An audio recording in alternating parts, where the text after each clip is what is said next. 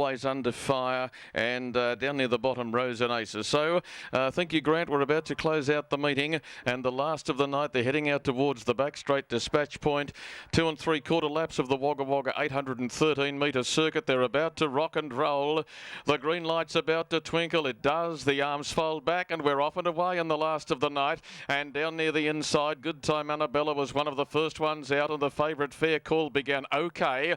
Two of them got tangled up back near the tail, Rose and Aces and Captain Kobe, and they've conceded probably 30 or 40 metres to the pack as they run the first corner. Good Time Annabella's driver, Little Brooke McPherson's going to kick up. If Fair Call wants the front, he'll have to fight for it, David Moran. And this pair are jousting one another into the lane. They're being followed by Always Under Fire, and neither driver up front's going to surrender, so they put the pace on coming to the judge with 2 to go, and he's got to ease now on Fair Call. Now 15 metres back, Always Under Fire, and they're being followed by No Corset, No Caboose, and then Maid of Teak, and they go out in 40.2, so the leaders just take a little bit of zip out of one another early. In behind those when they'd settled back up on the outside, running through was PATS Legacy from Strong Sensation, and the two that got tangled up early are now pacing and catching onto the back of the field, Captain Kobe and also Rose and Aces. They head down the back. Good Time Annabella's driver refused to concede to Fair Call, and Good Time Annabella led. Fair Call raced second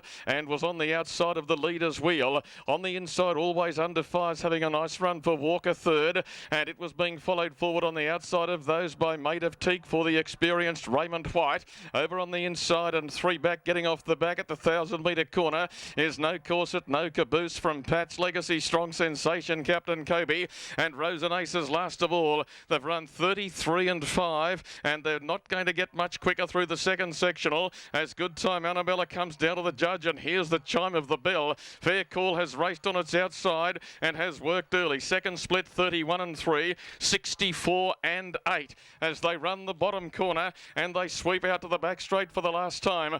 Good Time Annabella, 2 metres Fair Call. Mark a line, Always Under Fire. Got to be a chance, you'd think, from there. They're being followed by Maid of Teak the outside, and from the back Rose and Aces trying to get going but lost a lot of ground early. In front of him were both No Corset, No Caboose and Pat's Legacy, and well back Strong Sensation, Captain Kobe. They're inside the 400 and they're getting weary now. The leader is still Good Time Annabella. Now there's a breaker back in the field. No Corset, No Caboose got out of its gear. Half of those at the back of the field got caught in the backwash, and Good Time Annabella's first for home. Fair Call's on the outside. Always Under Fire's going to be a real chance if it gets a look in. Good Time Annabella led. Always Under Fire trying to get away from the marker and chase, and does now. Good Time Annabella's in front. Always Under Fire's coming. Close finish in the last. They hit it.